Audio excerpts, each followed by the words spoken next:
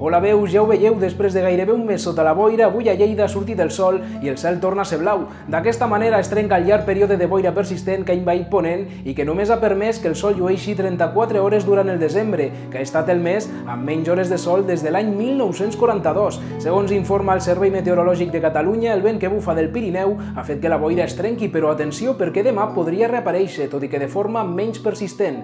Com si d'un fet insòlit es tractés, l'aparició de l'astre rei a la capital del Segrià ha revolucionat les xarxes socials i fins i tot Lleida s'ha convertit en trending topic a Twitter. Molts ciutadans han publicat fotografies i alguns dels hashtags més utilitzats han estat Adeu boira, Lleida tropical, Sol a Lleida i tips de boira.